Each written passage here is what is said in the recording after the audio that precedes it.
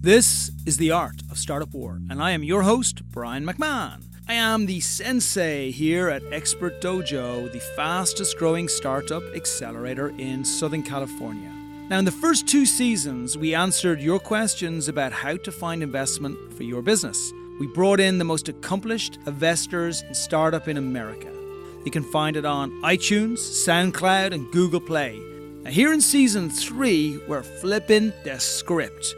We're going to hear real stories from entrepreneurs who are in the trenches today. In these episodes, we're going to take our guests through the storytelling model called the entrepreneur's journey. We'll hear about what sparked their call to entrepreneurship, help they received along the way, forces they overcame, dark times and revelations. So join us every Tuesday, 10 a.m. Pacific Standard Time. Start the week a smarter entrepreneur.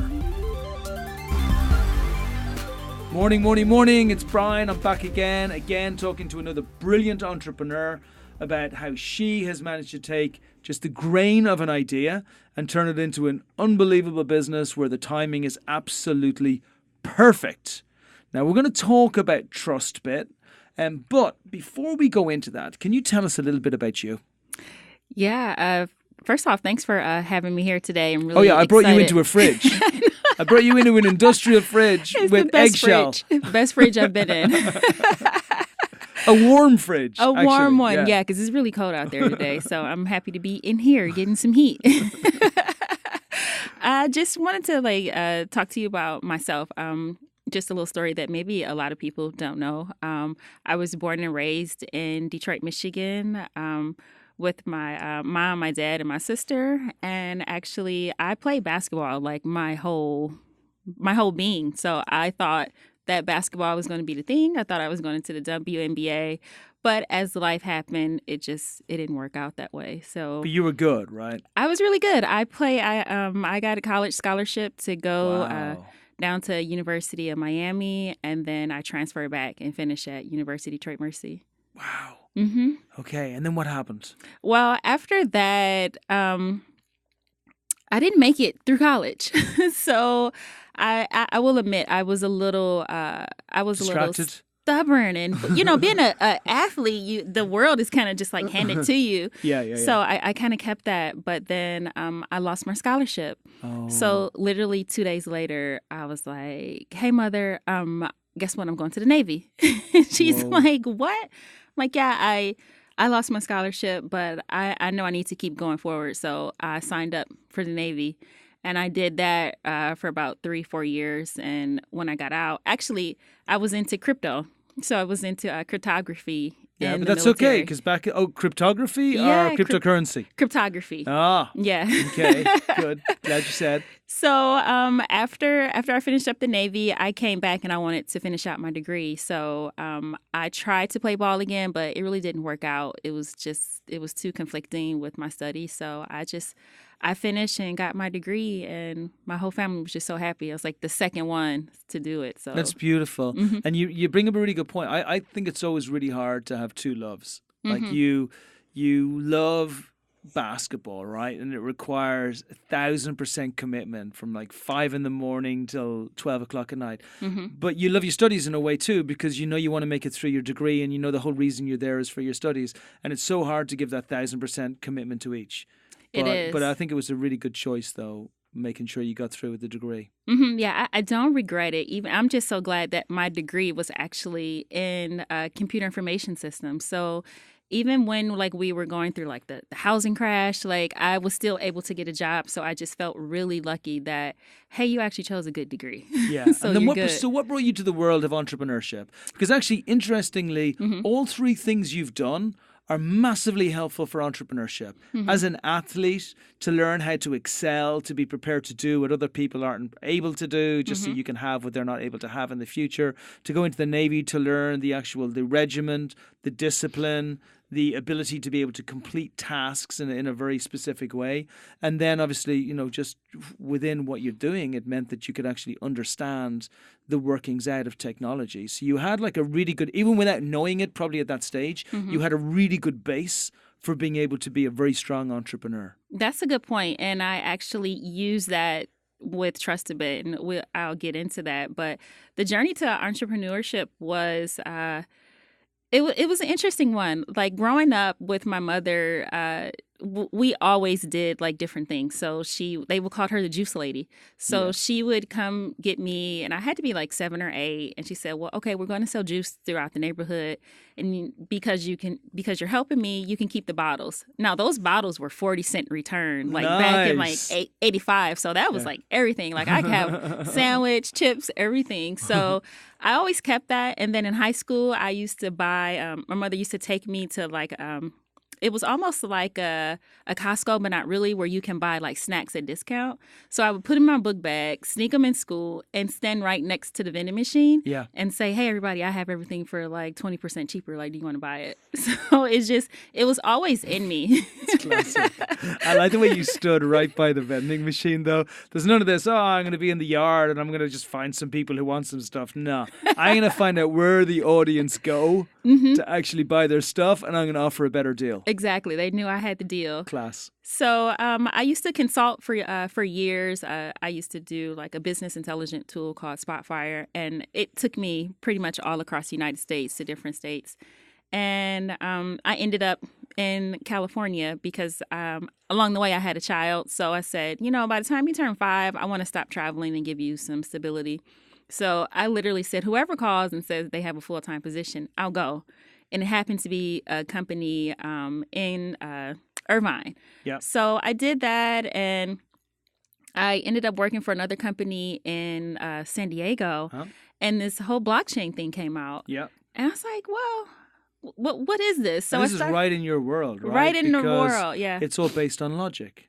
Based on logic, based on trust. Hence, Trustabit. Yes, that's where the name came from. Like, just trust us a little bit. Yeah.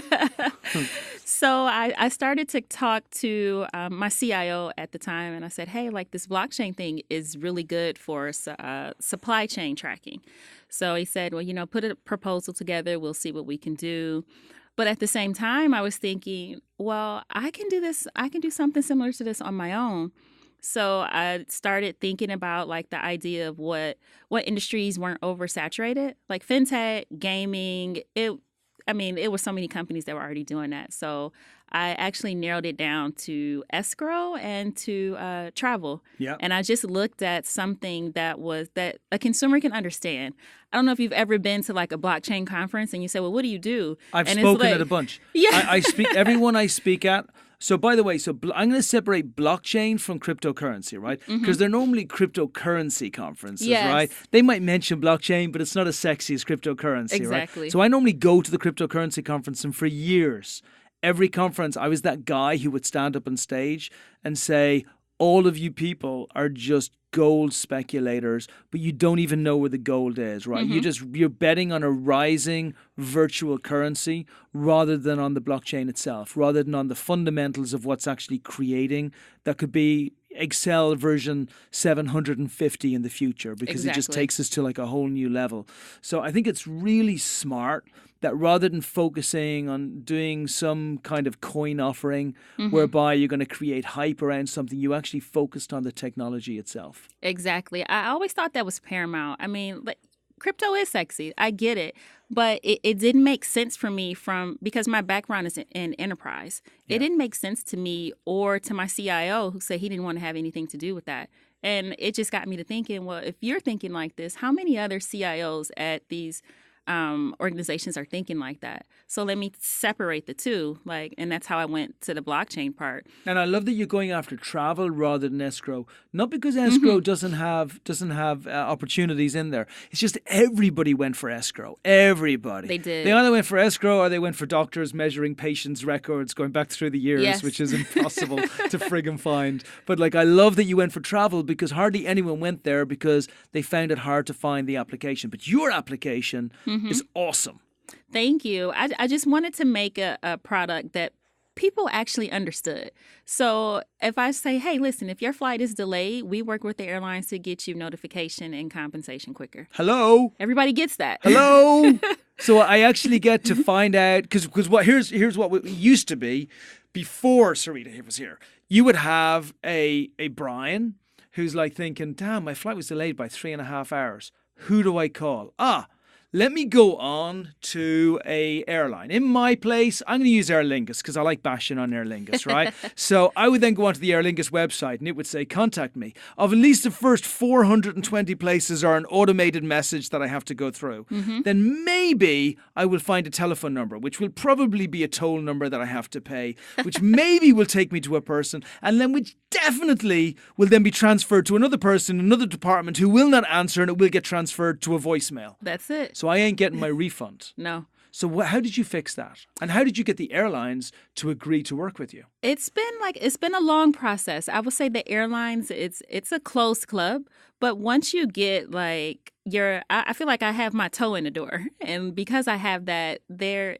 If I'm talking to somebody at Aer Lingus to say, well, Saritta, it's a great idea. We really can't help you here, but maybe we can introduce you to somebody at Ryanair. Perfect. And it just keeps going. So that's kind of like how I built it up. It's just more so like the introductions. And you were also very smart, by the way, because you went to an accelerator, which was a specific airline-focused accelerator, right? Exactly. Propeller, which is over in Shannon. Yes, tiny Shannon. They found you, right? You didn't even find them. Yes, they did. They found me, and that was amazing. At first, I was like, "What? Shannon, Ireland? Like, what is this?" And then once you start looking, it's like Shannon, Ireland had like the first duty-free airport. Yeah. They have like 9 out of 10 biggest leasing airline companies there. There's so much innovation for airlines that's happening in Shannon. It's unbelievable. So I'm just happy to be a part of it. Yeah, awesome. Awesome. And then so when you went there, and they're also affiliated with some airlines as well, and which obviously is going to give you direct access. So the key to like this first part of the podcast is, number one, just find a product fit that your consumer absolutely adores. And then number two, align yourself with both parties of the marketplace so that you can make sure that the friction is limited, that everybody gets engaged. Exactly. So how does it work? So I, as a consumer, I'm waiting for a flight. I'm over here, Southwest Airlines. The flight takes 3 hours longer than it was supposed to because they're stuck waiting. You will have me registered already on the system, will you? Exactly. So we work directly with the airline. The user, they wouldn't have to download an app from us. We're completely white labeled. So what we would do is once you book your ticket, then we automatically get that information. Now, we don't get like any sensitive information, and we don't keep all of the data on our servers. So it's just more like we're making calls to say, okay, so we know that the airline is following this flight from LAX to let's say Houston. And when certain criteria is met, it's like, well, okay, well, now we know all the passengers that's on there. And then we can send you notification to say, sorry, your flight is delayed. Here's a $25 or $50 meal voucher. And you can use it on your smartphone while you're in the terminal. Yeah. And do the airlines mind that? I would think, because consumers are going to love it, right? There's nobody listening to this podcast who's thinking, oh, that's going to suck. You mean I'm going to get told when I'm owed money? Like, everybody's going to be like, that's awesome. But I would imagine as an airline, part of what they've benefited from over the years is the fact that a lot of the people who would have complained, who would have asked for the money back, it was really difficult to be able to do that. Like, how have they adapted to giving refunds voluntarily? EU 261 is a big thing. So what that means is in Europe, if you're a European Union member country and you're flying in and out of there, they've set up rules that said that if your flight is delayed for 3 hours or more and greater than like 1,500 kilometers, then you're by that law, you're able to get €260 minimum. Beautiful. Now, what's going on is like what you said. People would think like, well, why would the airline want to pay for this? Some of them probably don't, and some of them probably do. But what's starting to happen is like they getting fined yet? No, that would be our turning point. That's the point where I'm like, oh, Trustabit's taking off. That's our hockey stick growth right there. Yeah. But what's starting to happen is that you have these airline chasing companies like Flight Right and Air Help. What they do is they'll follow you on Twitter and say, oh, we saw your flight was delayed. Come to our website. We'll charge you 25% to file your claim on your behalf. More and more people are starting to do that. And if you look at, like, this article just came out a few days ago, Lufthansa paid $500 million to EU 261 claims. So our idea is like, hey, we can help you cut that by just giving the consumer the power of choice. So if you say, if your flight is delayed, Brian, and you get an email and said, okay, well, we're sorry your flight is delayed. Here's 20,000 miles, or here's €260. Which one would you take? I'd take the miles, personally. Exactly, especially if you fly with them a lot. That can increase your status. It can do a lot. Yeah, so I would take the miles in a second. That's our inroad into the EU union. You know, and they may be, if they're smart in their wording, they may not even have to mention the €206. They could just say, look, our flight was delayed. We're really sorry. We would like to give you 20,000 miles in as a compensation for it. And if you want to look for cash compensation, let us know. But otherwise, take we this. Take this. I'd be like, okay, dude, I'm like super happy with that. Are you kidding me? Like, you reached out to me, you let me know. Plus, it's also that sense of authenticity, which I think a lot of airlines have maybe lacked over the last, 100 years, forever, whereby they're actively working with their customer to have a better experience all the way through so that they can fix it. And also, I'm sure they have insurance companies which have got certain amounts that they pay. Like, it's not like it's coming out of the airlines. Exactly. So anyway, everybody listening, it's a phenomenal product. Like, anybody who's looking to invest in something in the blockchain where there is an immediate application today where it's actually working, this is one of the few that I've seen. Everything else is hypothetical of where it's going to work in the future. So you absolutely nailed it. What did you do about the money? Obviously, you got money from the accelerator over in Propeller. We're giving you money as well. We absolutely adore your company. We think it's going to be one of the biggest and brightest applications of blockchain where everybody in the value chain absolutely wins. So we love it, love it, love it, love it, love it. But what else did you do? How did you build it? How did you get the team together? Just fill me in. We were bootstrapped up until this point, and I put in like my family and friends round, and then honestly, I cashed out my 401k savings. I cashed out my kids' 529 college fund. I said, hey, we're all going to do this. So you're still on the fence about this, yeah? I'm all in. So we did all of that, and I'm really good at building a team. So what I did was I reached out to people, and I said, hey, I have this really great idea, but I can't pay you right now. But I will. But I just need I need your brain. I need your sweat equity. Yeah. And it worked. I have like 7 great team members who are on board. I mean, they do everything from marketing. Our developers are in-house, which is a huge takeaway. We have like a VP of sales. Like, they're all in-house. So we work to build. They believe in it. They believe that this is going to be a very big business in the future. But more importantly, they believe in your why. As to getting in on the ground floor. But It's going to be a hell of a lot of persuasion getting people to do that. It is. I'm all about numbers. So if I was going after a salesperson, so I knew that they needed to have airline experience. So I looked on LinkedIn and I said, okay, these are about 20 people I wouldn't mind working with. So I reached out and sent emails to everybody. Brilliant. And maybe I would say like 15 didn't respond. Okay, fine. 3 did. And I got 1. So it's like, perfect. That's all I need. And I do that approach every time I'm looking to fill a position. So, okay, so how do you start the conversation? Because it's not an easy conversation. Like, what you're doing is the right thing. Every entrepreneur listening to this is the only way to do it. Like, you get your friends and family. I mean, 401ks and stuff, that's hardcore. Even for me, that's hardcore. But you're all in, right? I mean, you're not asking people to work for free or equity or anything without throwing everything you've got into it yourself as well. Like, so that's obvious from everybody who's listening to this. And actually, it was one of the big reasons why we liked it so much. Alex from our fund came over to me and he said, you have got an amazingly smart lady who has put together a business that should have been impossible to put together. And she's using technology which doesn't exist anywhere else to solve a problem which people don't even know exists. Exactly. That's what he said to me. He did. That was good, right? You know, Alex, she's very English. She's very eloquent, right? She's like, problem they didn't even know existed. I was like, damn, Alex. Like, so for me, I could see it. But I love the way you're focusing on that other way to raise money, which is to get people around you who truly believe. So you get them through LinkedIn. I love that. I always say to people, use LinkedIn Navigator and just outreach to as many people. Everybody, right? But then you get them on the phone and like they're expecting a job offer maybe with loads of money. How do you position it? I think time is our most valuable resource. So I'm upfront in the beginning. It's like, hey, nice to meet you.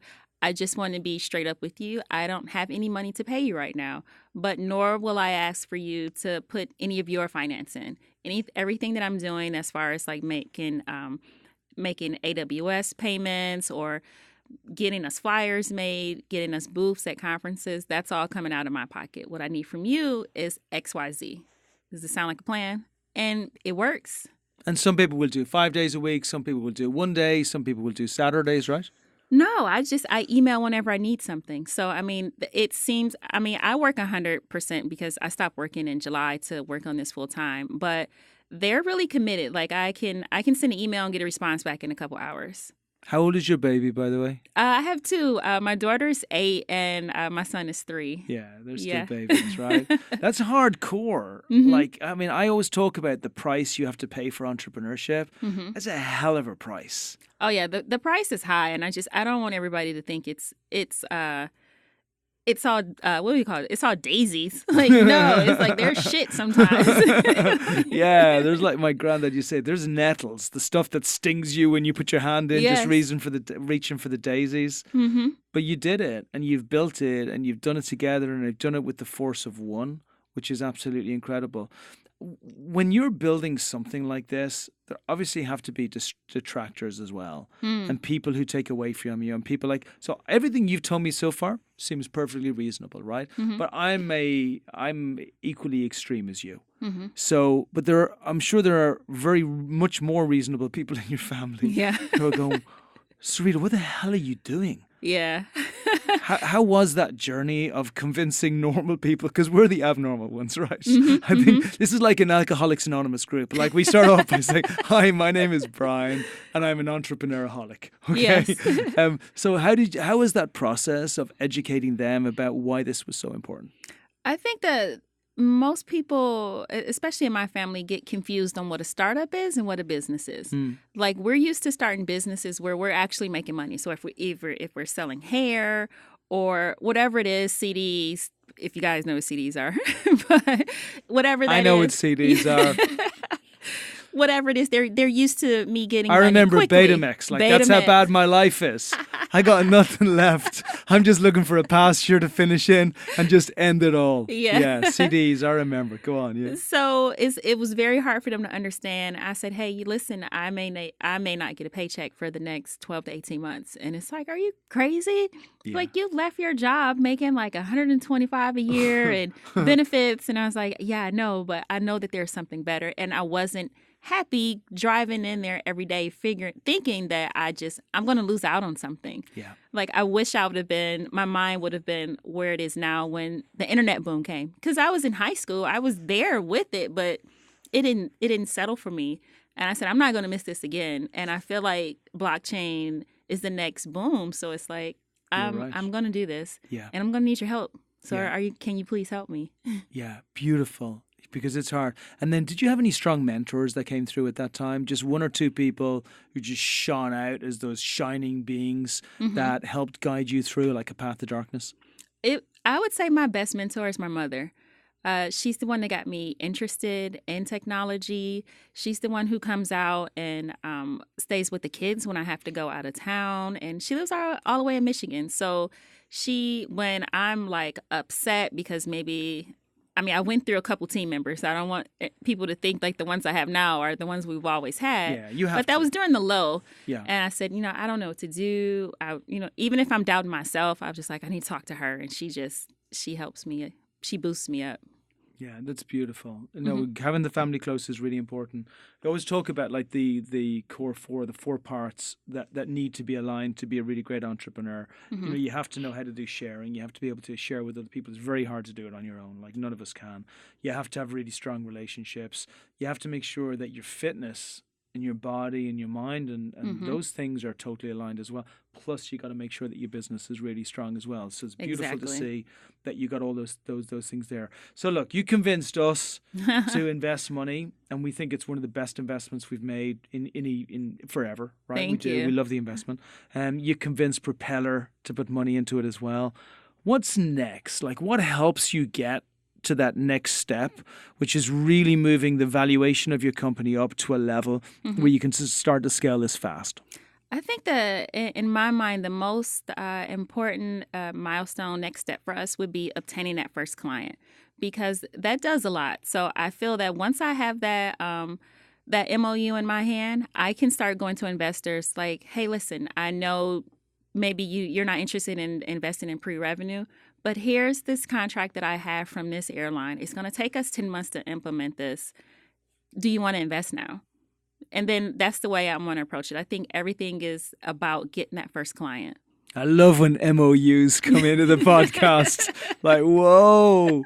So that for all you folks out there is a memorandum of understanding. But much more importantly, it means some dude or dudess wants to give you money to implement your platform in their airline. Yes. Right? So how would that work? How close are you to that? I think we're really close. So we have about like 6 airlines in our pipeline right now that are at various stages. So it's just about me like going back over to Ireland, talking with them a little more, and just building up that relationship. We just sent over a proposal yesterday to an airline. So we're just hoping that everything just works out. I mean, it has to. Like if you put in the work, you plan for it, you anticipate anything that goes wrong, and then you just execute it flawlessly. Yeah, and the thing is, like, this is such an important time for the airlines, the ones that are going to break through, like to get the right PR to show that they take ownership. I always remember when Microsoft called in all of their Xboxes, like back in the day when they had some small fall. But that was like the bravest decision. Somebody took a decision, which was a $1.3 billion, or even more than that decision, to recall everything back, even though some of them were okay. And that decision has stood the test of time. Because what do most of us still have? We still have the Xbox. You still have it, house, right? We still use it. We just use it for other stuff. But we love Microsoft for doing it. Now let's take another example. Let's look at Volvo. And let's look at that screw up. And exactly. That was bad. So nobody will ever use, like the fact that they're still in existence is a miracle because they have so much distrust around them. So what you're really selling, I know it's in your name, but I mean, Trustabit, you're selling trust. You're selling them to have their consumers trust them so much that they will use, if it's a Ryanair, they will use a Ryanair, even if Aer Lingus are cheaper. Because right now, if I'm choosing a flight, I do what every other Irish person does, and I'm in Ireland. I will look at Ryanair's site, I will look at Aer Lingus' site, I'll compare, and I'll see who's the cheapest for that day. That's not brand ownership. No. That's price deprivation. Brand ownership is when I will not use another brand because I trust this brand so much and I feel that they have my back. And there's such an opportunity, not just for in Ireland, there's a great opportunity for them to do it. I think Ryanair should do this in a heartbeat because then they will get to their rightful position of destroying Aer Lingus again as the terrible airline that they are. But in Europe, they could do the same types of things as well. So it's going to be huge. I do want to finish up. I mean, obviously, we're committed with you all the way. We are going to, whether you get the MOU now, whether you get it in 6 months, 9 months, we're going to keep on introducing you to investors. We're going to keep telling investors they should get in with this company right now. We think you as an entrepreneur are brilliant, and it's going to happen on this one, but it's going to happen with you more importantly. And we think the company's going to be great too. But what's your plan for the angels outside us? You're not going to need an outside us, but let's just pretend we're not going to give you like 30, 40 angels a month, which we will. But like, what's your plan? And you're kind of speaking to everybody else out there too who might be an entrepreneur and thinking, how do I approach angels or VCs, and what do I say? I would say I learned the hard way. I thought that I can approach them the same way as I did gathering my team members, which was on LinkedIn. That's not the right way. The right way is to actually start going to events, and then, I mean, just you'll meet someone who knows an investor or who likes what you're doing. That's exactly how I got exposed to Expert Dojo. I was at a women's network event. I met a lady named Erin. Hey, Erin Khan. She's amazing. Then, we just went out, and I was like, well, what does she want from me? Does she want me to buy something? Because I don't have any money. I can't buy it. So we just started talking, and it was really organic. And she said, well, I know Nancy. And I said, well, who's Nancy? So I said, okay. So she sent me over to a lady named Nancy, and we started talking. Sutton & Partners, right? Yes. Who's awesome. She's at Nancy Hammerman. Yeah. So me and Nancy were talking. She was like, I think you're a little too early for me, but I like what you're doing, and I want you to get involved in Women's Founders Network. But at the same time, I want to introduce you to Brian. And I said, okay, fine. So she made that connection, and then you connected me with Alex, and I'm here today. So it's all about actually having like a human connection with someone. So, I mean, you're asking these people to give you like thousands of dollars. It's not going to happen just from an email. You need to be there, put your boot on the ground, and get to these networking events and start talking to people. Yeah, that's 100% right. And when it's coming from someone who's got her 2 babies at home, you're really making the effort. Like, there's no excuse for any entrepreneurs out there None. not to be going out to evening events, afternoon events, morning events. And it's very true. Like, the whole reason we've built up the network of investors we have is like over 3 years, we literally found out where they were. Mm-hmm. And then we would meet them. And then we would connect with them afterwards, and then we would keep them updated about what we're doing. Exactly. And then we would make sure that they knew who we were, and that way, as then good news starts to come, you suddenly find that these angels and these venture capitalists, they come back to you like ghosts. Mm-hmm, they just do. Turn up. Like, well, where the hell were you for the last 6 months when I need you? It's like, okay, fine. I understand where you were. You were not helping me. Yeah. But that's okay. I forgive you. You got some money now. Yeah. We'll take your check now. Okay, beautiful. And then just let's finish it up. I want to finish it up with 2 things. I want to finish it up with, number one, I want to finish it up at the end by you giving everybody your contact details and telling everybody how they can get you and just the platform so they can check that out as well. And that's for all of our investors. But just before that, the biggest piece of advice, everything you've learned over the last couple of years, since you've started this, to building it, to putting your own money into it, to laying everything on the line, to committing 100%, to where you are now, where you're in this really strong place, where everybody's getting behind you and you feel like not just there's light at the end of the tunnel, but you're almost at the light. What's the biggest piece of advice that you can give? It would have to be a statement. I grew up with this my whole life. If it was easy, everybody would do it. So if you keep that in mind, like, it's supposed to be hard. Like, this journey is supposed to be tough, because if it wasn't, there'll be 100 more thoroughbreds with you right in the line. So I would just say, just keep pushing, and honestly, listen to people. If they say that, hey, Saritta, this probably doesn't really work, I listen to that, but then I look at the messenger. If the messenger is okay, then I put more faith in the message, and then I implement it. Like, and another one is just be humble. I'm the most humble person you'll ever meet. Like, an 8-year-old can tell me something about my life and I'll pay attention, all the way up to an elder. It's just, I always listen and I take it for what it is, look at the messenger, then listen to the message, and then implement it. Saritta, you're awesome. Thank you. Tell me contact details, website, and how they can get you. Yes, you can contact me at Saritta. My first name is spelled Saritta at Trustabit.io. That's spelled trust, the letter A, bit.io. We're on all the social media platforms. You can just search for Trustabit and you'll be able to find us. I'm looking forward to connecting with you and showing you what we've built and where we're going. By the way, if there's anybody out there in the airline space, especially over here in the States, make sure that you reach out, or in Europe actually, or anywhere. Make sure that you reach out to Saritta and just pass your details along as well. Thank you for being part of our cohort. Thank you for being part of the accelerator. We love having you as part of our community. We are going to build, and we're going to turn Trustabit into one of the most important technologies that is within the airline space today, tomorrow, and forever. Looking forward to it. How's that? It's amazing. All right, that's a wrap. Thanks for joining us. If you love the podcast, please empower your circle by sharing these stories. The Art of Startup War is brought to you by Expert Dojo. And remember, we invest in startups, $50,000 checks. Make sure you apply on our site if you are one of those great entrepreneurs looking to bring your company to the next level. As far as the Art of Startup War is concerned, we are back every single Tuesday at 10 a.m. So remember, check out the new episodes. If you want to find out what the investors think, check out season 1 or 2. But make sure you join us every single week.